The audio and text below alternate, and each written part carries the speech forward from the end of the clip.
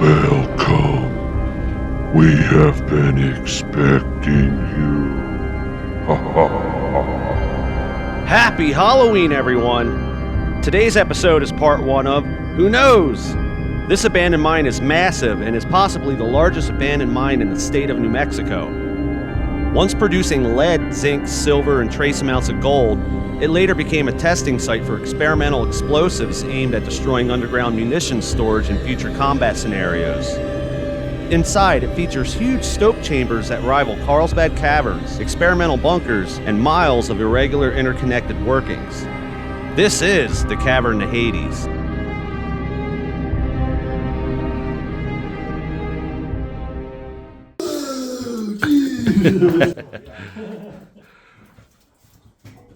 Well, we're back at this humongous mine that I'd like to call the Cavern to Hades because it's just monstrous. And this mine has gone full Halloween mode. There are just thousands and thousands of flies in here that are creating this concerning sound of this low hum. It almost sounds electrical.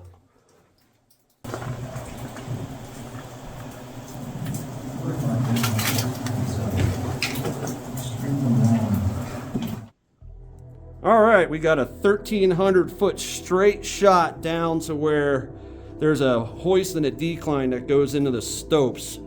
So there's a couple points of interest that we'll stop and check out on the way. So we'll meet you there. All right, we're about 500 feet from the portal. We're gonna do this super scientific airflow test. You ready? Yep. The flame's pointing towards the portal. Not much, but it's enough. Let's keep going. Well, with all this rainfall we've gotten in the desert southwest the past week, it's starting to work its way through the mountain. And giving us a little bit more of an adventurous vibe here on this trip. So we're gonna go that way.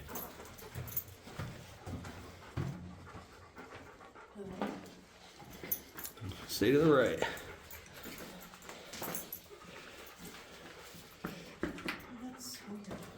You can see where the rails are.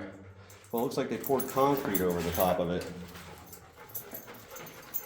Ooh, Tango, stay back. We're thinking two-part epoxy resin for So it's epoxy?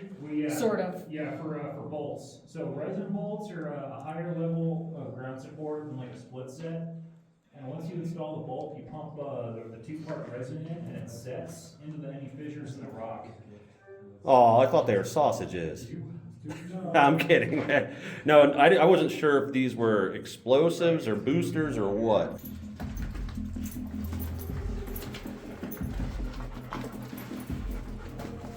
There's an old gurney right here.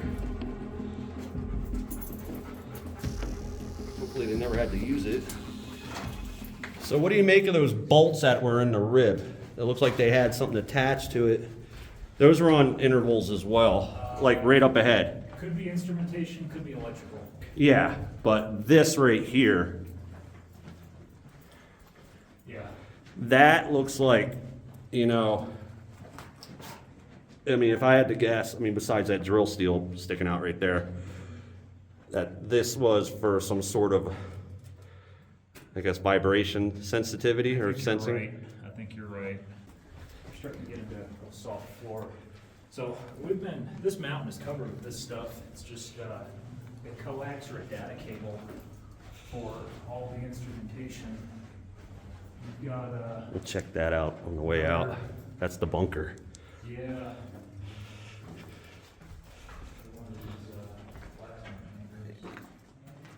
Yeah, they filled this up with concrete right here.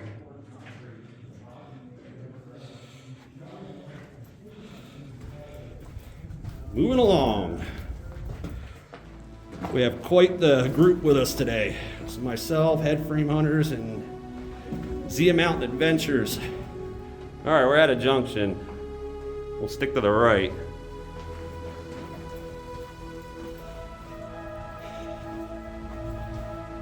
Okay, never ceases to amaze me. We're coming into the stopes. You got there.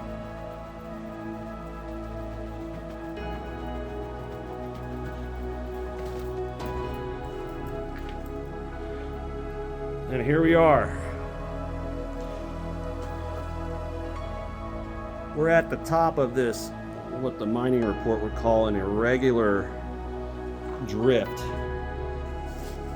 It's an old electric hoist. It's emblazoned with Cleveland on it. Oh, it's got the data plate on it. I didn't notice that last time. That's accessible. Let's see what this says. I wouldn't say it's practical, but it's accessible.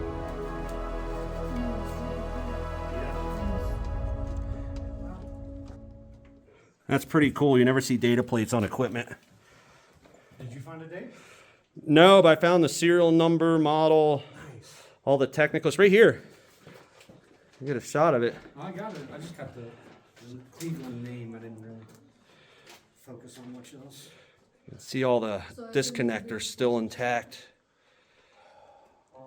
And similar? They could have. Start and stop button. The brake. And then the stope. All right, we're gonna start making our way down because we got a lot of ground to cover. Hey, Justin. Yes, do you sir. have a spare radio on you? Kenny and Todd have it. Okay. I don't think we're all gonna go off in different directions like Scooby-Doo.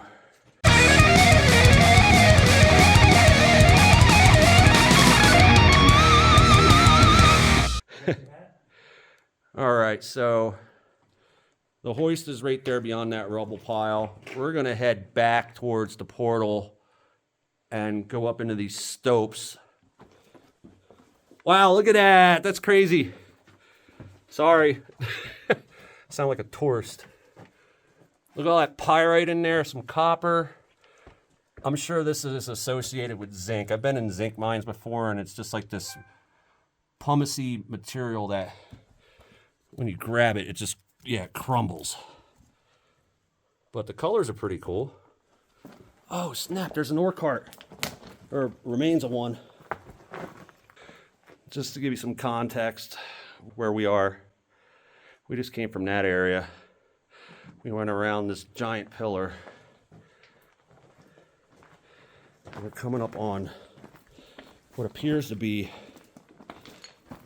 yes it is, it's the remains of an old ore cart. Watch that drop point. Yeah. That's the quick way to get back to where we just came from. But wow. This is a first for me. I mean, it's a shame that the trucks are missing, but it's garbage to many, but treasures to some. And I think that's really neat. I mean, what would we be doing up here in the modern area of the mine? I mean, It's got to be hundreds of feet long, 20 feet tall, 50, 60 feet wide. I'm trying to keep this rated PG, but holy shit. Wow. Yeah, another drop point. Okay, that's another expressway to the exit. We were just down there. Hey guys, you go to the end? Basically. My. I can't believe we missed. I can't believe we passed this up the last time. It goes that way too.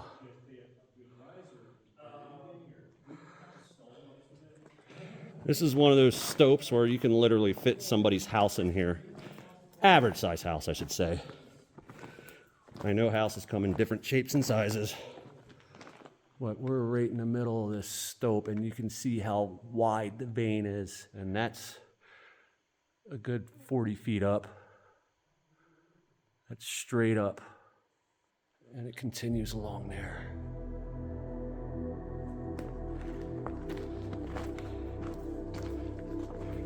So let's see, it gets a little low here. Oh, it continues.